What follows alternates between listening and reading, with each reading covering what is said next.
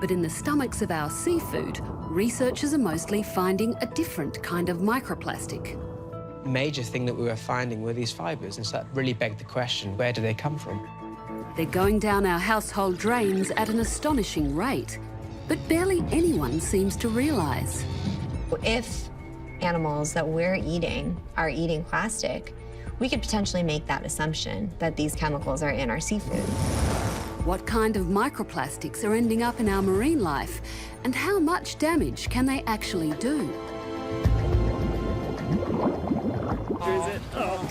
We've looked right the way throughout Sydney Harbour, which is a really big harbour, and we found a surprisingly high concentration of microplastics in the sediments, and up to 60 per 100 mils of sediment. That's a really high concentration. Where researcher Jen Halstead has been looking through their guts for any traces of plastic. Her studies have revealed that 30% of the mullet and 13% of the bream have plastic in their guts. But typically, it's not coming from face scrubs or shower gels. In Indonesian fish, all of the debris was microplastics from larger, broken-down pieces. But in the US, Chelsea mostly found microfibres. But if you look closely at this, you can see like the actual, nylon intertwine. That does not look natural, plant-like. Chelsea didn't pinpoint the source of the fibres, but with the help of vibrational spectroscopists at Sydney University, Dr. Mark Brown has followed the trail further. When we match this to a database of polymers, it clearly identifies this one as nylon.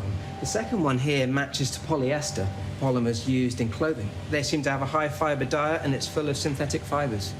He's looked at multiple shorelines on 6 different continents, and in each case, fibres were the dominant microplastic. The closer they were to sewage outfalls, the higher the concentration of fibres. Garments that are made out of polyester, things like fleeces, which are the poster child for sustainability because a lot of bottles get recycled into them. And we essentially put those into washing machines separately, and we counted the number of fibres that were coming off. You probably haven't thought that much about the proportion of clothes we wear that are plastic. But today, around 2/3 of the clothes we buy are made of synthetic fibres. The so-called eco-fleece sheds almost 2,000 plastic fibres each wash.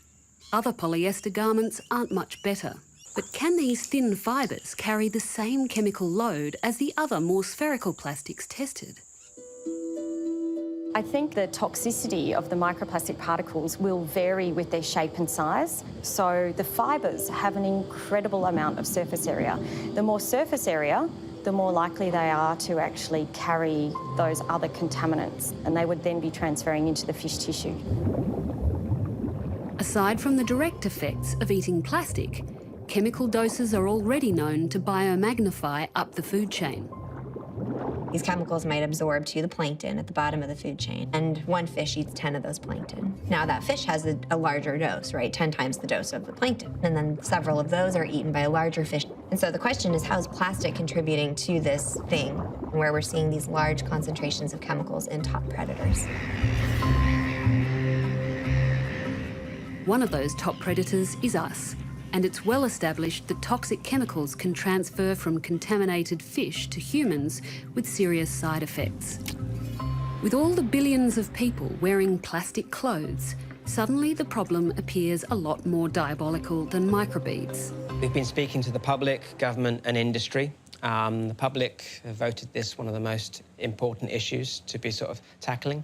We've spoken to the government about it. Yet they seem to be focusing on other activities, things like microbeads and also packaging. When we have gone to talk to clothing companies or appliance manufacturers for washing machines, the appliance industry and the clothing industry haven't been helpful.